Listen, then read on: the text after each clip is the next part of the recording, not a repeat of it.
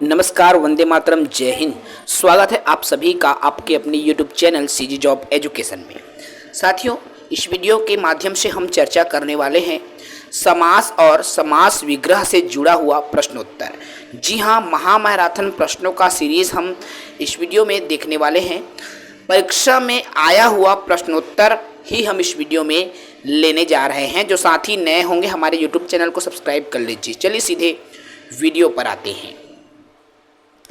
देखिए साथियों, आप शब्दों को जरूर ध्यान देंगे क्योंकि हम उन्हीं प्रश्न को लेके चल रहे हैं जो कि आपके परीक्षाओं में पूछे गए हैं। क्वेश्चन 3 देखो, निम्नांकित में कौन सा पद अव्ययी भाव समास है?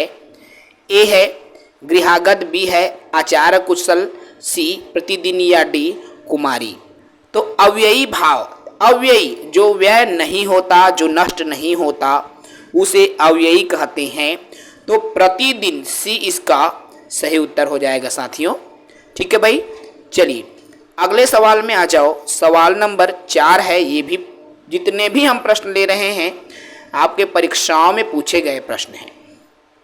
तो जिस समास में उत्तर पद प्रधान होने के साथ ही साथ पूर्व पद तथा उत्तर पद में विशेषण विशेष्य का संबंध भी होता है, उसे कौन सा समास कहते हैं? ए बहुब्रीहि, बी कर्मधारय, सी तत्पुरुष या डी द्वंद्व समास। तो उत्तर हो जाएगा साथियों बी कर्मधारय समास कहा जाता है। अगला सवाल देखिए, सवाल नंबर 5 है। निम्न में से कर्मधारय समास किसमें है? ए चक्रपाणी, बी चतुर्युगम, सी नीलोत्पलम या डी माता पिता। तो कर्मधारय समास किसमें है भाई? तो नीलोत्पलम इसमें कर्मधारय समास है साथियों। सी इसका सही उत्तर है। अगले सवाल में आ जाइए। सवाल नंबर देखो यहाँ पर 6वां है। तो 6वां सवाल देखो, जिस समास के दोनों पद अप्रधान होते हैं एवं देखो वहां पर कौन सा समास, दोनों पद जिसमें अप्रधान हो वहां कौन सा समास होगा भाई? द्वंद्व समास, द्विगु समास, तत्पुरुष समास या बहुब्रीहि समास। तो कौन सा समास होगा? तो इसका उत्तर आ जाएगा भाई बहुब्रीहि समास। 7वां प्रश्न देखो, ये जितने भी प्रश्न हैं वो हमारे किसी न किसी एग्जाम्स में पूछे गए प्रश्न हैं साथियों। जितेंद्रिय में कौन सा समास है? ए द्वंद्व समास, बी बहुब्रीहि, सी तत्पुरुष या डी कर्मधारय समास। तो जितेंद्रिय में कौन सा समास है भाई? उत्तर हो जाएगा बी बहुब्रीहि समास। ठीक है। प्रश्न 8 देखो, 8वां प्रश्न है। देवासुर में कौन सा समास है? ए बहुब्रीहि, बी कर्मधारय, सी तत्पुरुष या डी द्वंद्व समास। तो उत्तर हो जाएगा भाई द्वंद्व समास है आपका देवासुर में। 9वां क्वेश्चन है। देशांतर में कौन सा समास है? ए बहुब्रीहि, बी द्विगु, सी तत्पुरुष या डी कर्मधारय समास। तो देशांतर में कौन सा समास होगा साथियों? तो देखो भाई, यहाँ पर प्रश्न 9 का हो जाएगा तत्पुरुष समास। ठीक है। 11वां देखो, दीनानाथ में कौन सा समास है? ए कर्मधारय, बी बहुव्रीहि, सी द्विगु या डी द्वंद्व समास। तो दीनानाथ में कौन सा समास है मित्रों? कर्मधारय समास है। ठीक है। चलिए अगले प्रश्न में आते हैं। प्रश्न क्रमांक 11वां देखो, मुख दर्शन में कौन सा समास है? ए द्विगु, बी तत्पुरुष, सी द्वंद्व या डी बहुव्रीहि। तो द्विगु देखो, इसमें मुख दर्शन में कौन सा समास होगा साथियों? तो तत्पुरुष समास होगा। ठीक है। प्रश्न 12वां देखो, कौन सा शब्द बहुब्रीहि समास का सही उदाहरण है? ए निशिदिन, बी त्रिभुवन, सी पंचानन या डी पुरुष सिंह। तो 12वां का उत्तर क्या हो जाएगा भाई? सी पंचानन हो जाएगा। 6वां देखो, 6वां प्रश्न क्या कहता है? निशाचर में कौन सा समास है? ए अव्ययी भाव, बी कर्मधारय, सी नंच या डी बहुव्रीहि समास? तो क्या हो जाएगा भाई? डी 13 का बहुव्रीहि समास होगा। ठीक है भाई। अगले समास में देखो 14 प्रश्न है, चौराहा में कौन सा समास है? तो भाई यहाँ पर नाम से स्पष्ट है, चौराहा मतलब जिसमें 4 राह हो, गणनीय संख्याओं से संबंधित बात हो रही है, तो क्या समास होगा? द्विगु समास। ठीक है। 10 मुख, देखिए प्रश्न 15। अब यहाँ 10 मुख में कौन सा समास है? चूंकि हमको लग रहा है 10 मुख मतलब यहाँ पर 10 है जिसके मुख, लेकिन साथियों 10 मुख दैट मीन्स यहाँ बहुव्रीहि समास, किसी थर्ड अर्थ को शो कर रहा है ना। 10 मुख है जिसके, दैट मीन्स लंकापति रावण, इसलिए बहुव्रीहि समास हो जाएगा। सवाल नंबर 16 देखो, सुपुरुष में कौन सा समास है? ए तत्पुरुष, बी अव्ययी भाव, सी कर्मधारय या डी द्वंद्व समास? तो सुपुरुष में कौन सा समास होगा? उत्तर हो जाएगा मित्रों सी कर्मधारय समास। 17 प्रश्न है, विशेषण और विशेष्य की योग से बने हुए समास क्या है? द्विगु, द्वंद्व, कर्मधारय या तत्पुरुष? तो विशेषण और विशेष्य की योग से कौन सा समास बना है भाई? कर्मधारय समास बनता है। ठीक है भाई। अगला सवाल 18वां है, देखो निम्न में से एक शब्द में द्विगु समास है, उस शब्द का आपको चयन करना है कि कौन से शब्द में द्विगु समास है।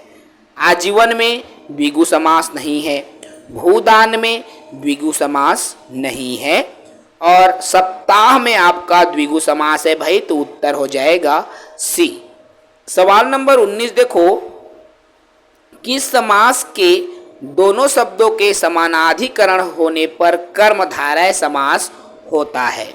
ए तत्पुरुष, बी द्वंद्व, सी द्विगु या डी बहुव्रीहि? तो क्या हो जाएगा भाई? इसका सही उत्तर ए तत्पुरुष हो जाएगा। अगले सवालों में आते हैं। सवाल नंबर 20 है, किसमें सही समासिक शब्द है? ए देखिए पुरुष धन्वी, बी दिवारात्रि, सी त्रिलोकी या डी मंत्री परिषद? तो उत्तर क्या हो जाएगा साथियों?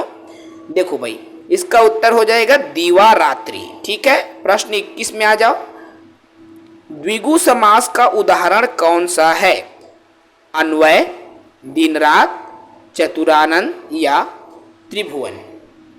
तो द्विगु समास का देखो भाई, यहां देखो चतुरानंद अर्थात 4 है जिसके आनंद, तो इसका मतलब तो ब्रह्मा हो गया ना जी। ठीक है। तो ये तो बहुव्रीहि हो गया मित्रों, तो सही उत्तर क्या हो जाएगा भाई? त्रिभुवन हो जाएगा।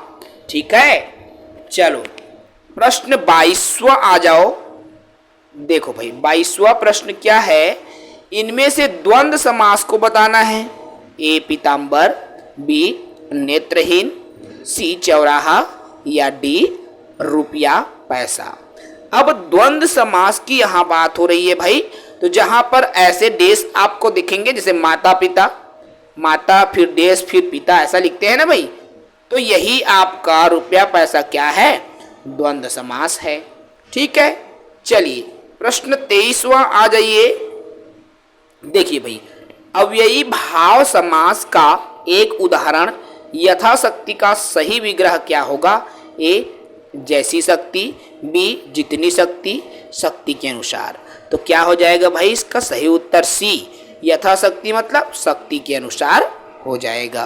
अब पाप पुण्य में कौन सा है? फिर से मैंने वही कहा, पाप के पास देश जैसा दिख रहा है आपको, फिर पुण्य है, तो ये क्या हो जाएगा भाई? द्वंद्व समास हो जाएगा। ठीक है। चलो प्रश्न 25 में आ जाओ। देखो लंबोदर में कौन सा समास है? लंबा है उदर जिसका, तो कौन है भाई? लंबोदर अर्थात लंबा है उदर जिसका, मतलब भगवान श्री गणेश की बात हो रही है। तो यहाँ पर कौन सा समास आ गया मित्रों? बहुव्रीहि समास। ठीक है। देश प्रेम, देश प्रेम में कौन सा देश के लिए प्रेम है ना, देश के लिए, तो कर्म को या के लिए, तो यहाँ पर तत्पुरुष है ना, कर्म तत्पुरुष समास आ रहा है, तो तत्पुरुष इसका उत्तर आ जाएगा साथियों। चलिए अगले प्रश्न में आ जाइए। प्रश्न 7वां देखिए, 27वां है, परमेश्वर में कौन सा समास है भाई? द्विगु, कर्मधारय, तत्पुरुष या अव्ययी भाव। तो परमेश्वर में कौन सा समास है साथियों? तो देखो भाई बी आ जाएगा, कर्मधारय समास है। ठीक है, अगला सवाल है, अनायास में कौन सा समास है? ए नंच, नच, बी न, चलिए द्वंद्व, द्विगु या अव्ययी भाव। तो क्या आ जाएगा भाई इसका? निया या नच जो भी कहे है ना, तो ए इसका सही उत्तर होगा। अब प्रश्न 29 में आ जाओ। देखो गौशाला में कौन सा समास है? अब गो मतलब गाय और गाय के लिए शाला। गौशाला कहने का तात्पर्य क्या है भाई? गाय के लिए। तो यहां पर तत्पुरुष समास है ना। और अगला प्रश्न 30वां है, नवग्रह में कौन सा समास है? तो भाई कौन सा समास है साथियों नवग्रह में? तो देखो नवग्रह नाम से स्पष्ट लग रहा है ना, नवग्रहों का समूह मतलब द्विगु समास होगा। ठीक है, चलो अगले सवाल में आ जाओ। सवाल नंबर है हमारा 31। देखो विद्यार्थी में कौन सा समास है? अब विद्यार्थी, तो विद्यार्थी मतलब विद्या ग्रहण करने के लिए ये आ रहा है, तो तत्पुरुष समास हो जाएगा भाई। ठीक है, चलिए 32 प्रश्न देखो, कन्यादान में कौन सा समास है? ए बहुब्रीहि, बी तत्पुरुष, सी द्विगु या डी कर्मधारय। तो क्या समास है भाई कन्यादान में? तो देखो कन्या के लिए दान, तो तत्पुरुष समास हो जाएगा ना भाई जी। चलिए अगला सवाल देखो भाई, प्रश्न 33, साग पात में कौन सा समास है? अब यहाँ पर एक डेश जैसा चिन्ह आपको दिख रहा है ना, साग के बीच में और पात के, साग पात के बीच में दिख रहा है कि नहीं दिख रहा है? तो यही तो द्वंद्व समास के पहचान है रे संगवारी हो, है ना भाई। तो द्वंद्व समास आ जाएगा। चलिए 34 देखो, नील कमल में कौन सा समास है? तो नील कमल में, अब देखो नील कमल क्या हो जाएगा भाई? कर्मधारय समास है। ठीक है, चलो अगला है भाई 35 में आ जाओ। चतुर्भुज में कौन सा समास है? चतुर्भुज मतलब चार भुजाएं तो है, लेकिन यहां पर जो चार भुजाएं हैं किसके अंतर्गत है भाई? जिनकी चार भुजाएं हो, चतुर्भुज। तो क्या आ जाएगा यहां पर 35 में? बहुब्रीहि। ठीक है, ब्रह्मा की बात कर रही है ना, भगवान ब्रह्मदेव की बात हो रही है। चलिए 36 देखो, भाई बहन में कौन सा समास? फिर वही बात, देखो भाई जब किसी तीसरे अर्थ को प्रकट कर रहा हो तो बहुब्रीहि होगा, और जब बीच में डेश जैसा चिन्ह रहेगा ना तो वो हमेशा द्वंद्व समास होगा। तो भाई बहन कौन सा समास है भाई? द्वंद्व समास है। ठीक है, चलिए 37 में आ जाओ। चलो हिल गया मित्रों, कोई बात नहीं भाई, 37 में आ जाएंगे। चलिए देख लो 37 आपको स्क्रीन पर दिखने लगा। वनवास में कौन सा समास है? ए तत्पुरुष, बी कर्मधारय, सी द्वंद्व या डी बहुब्रीहि। तो क्या समास है भाई वनवास में? तो देखो उत्तर आ जाएगा तत्पुरुष। क्या आ जाएगा? तत्पुरुष समास है वनवास में। ठीक ना। चलिए 38 देखो, अब पंचवटी में कौन सा समास है? निया, बहुब्रीहि, तत्पुरुष या कर्मधारय। ठीक है भाई, तो क्या समास है मित्रों? पंचवटी, तो पंचवाटिकाओं का समूह, ये बहुब्रीहि है ना भाई, तीसरे अर्थ को शो कर रहा है यहाँ पर। चलिए 39 देखो, पीतांबर में कौन सा समास है? पीला है जो अंबर, है ना, यही तो बोला जा रहा है ना, यही बोला। अब जिसका अंबर, अंबर से यहां पर क्या बात हो रही है, यहां आकाश की बात नहीं, यहां वस्त्र की बात हो रही है। तो पीले वस्त्र के धारण करने वाले कौन है भाई, भगवान श्री कृष्ण, और भगवान की बात हो रही है भाई, तो यहां बहुब्रीहि समास आ जाएगा। ठीक है भाई।